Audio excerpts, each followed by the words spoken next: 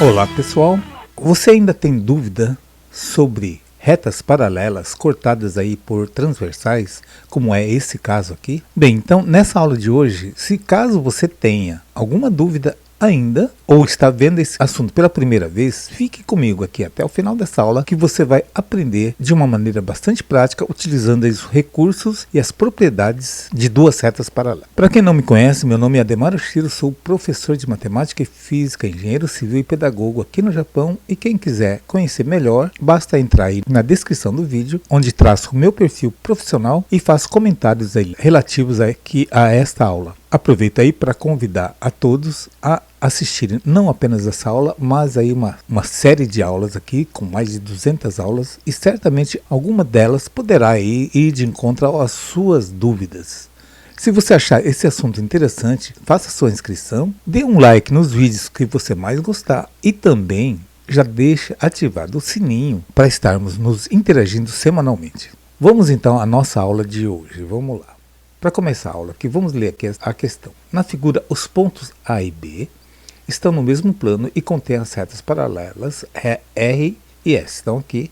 Então, uma condição necessária, gente, é que elas sejam paralelas. Caso não sejam paralelas, nada do que eu vou falar vai estar valendo, ok? Então, vamos lá. Olha só. Primeiro, todos os vértices, no caso aqui A e B, você vai traçar duas retas auxiliares, tá? Então, você traça uma reta aqui, passando por B, e traça uma outra reta aqui passando por A. Sem essas duas retas auxiliares fica muito difícil você resolver, a não ser algum aluno que já tem bastante prática, mas para quem está iniciando é fundamental essas duas retas auxiliares. Então vamos resolver isso aqui, eu vou ampliar esse desenho aqui para melhor entender, tá? Então vamos lá.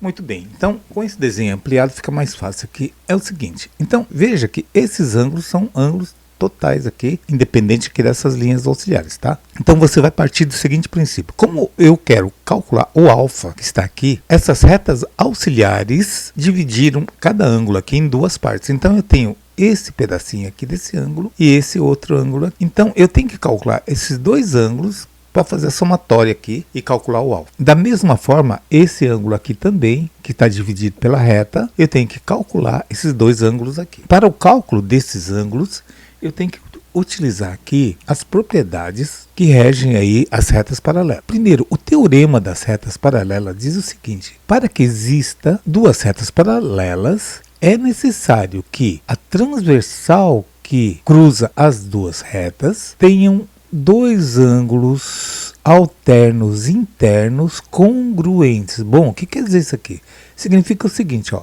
Considere primeiramente essa reta R e essa primeira reta auxiliar aqui, tá? Então, as duas são paralelas. Mas para que essa condição de paralelismo seja obedecido, é necessário que esses ângulos alternos internos, o que seriam ângulos alternos internos? É esse ângulo aqui, tem que ser igual ou congruente a esse ângulo aqui. Ou seja, alternos quer dizer, cada um está de um lado, tá? Esse aqui está do lado de cima e esse ângulo está do lado de baixo aqui. Então a gente chama de alternos internos. Por que internos? Porque ele está entre as duas retas paralelas. Se fosse aqui fora, eu chamaria de ângulos alternos externos. Então, como são ângulos internos, tem que ser congruente ou igual a esse ângulo aqui. Mas quanto vale esse ângulo aqui? Ora, muito simples.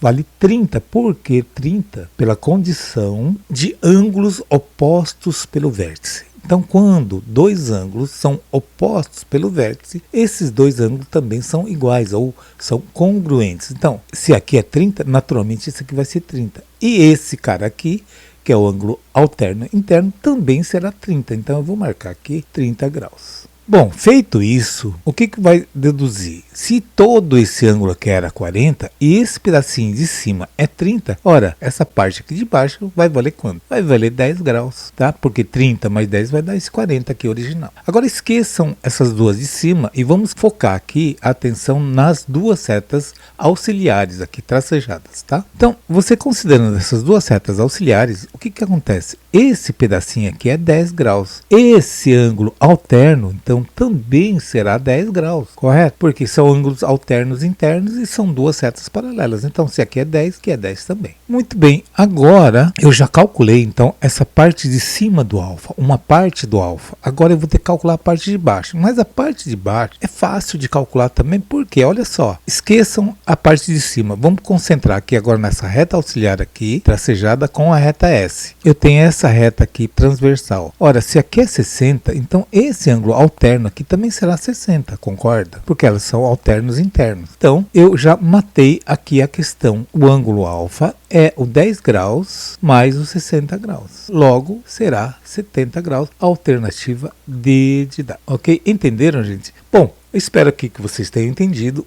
Caso tenha ficado alguma dúvida, basta escrever aí nos comentários ou escrever em inbox que eu vou estar atendendo e tirando dúvida de todos os alunos com o maior prazer. Beleza? Um grande abraço a todos e até a nossa próxima aula, gente. Tchau!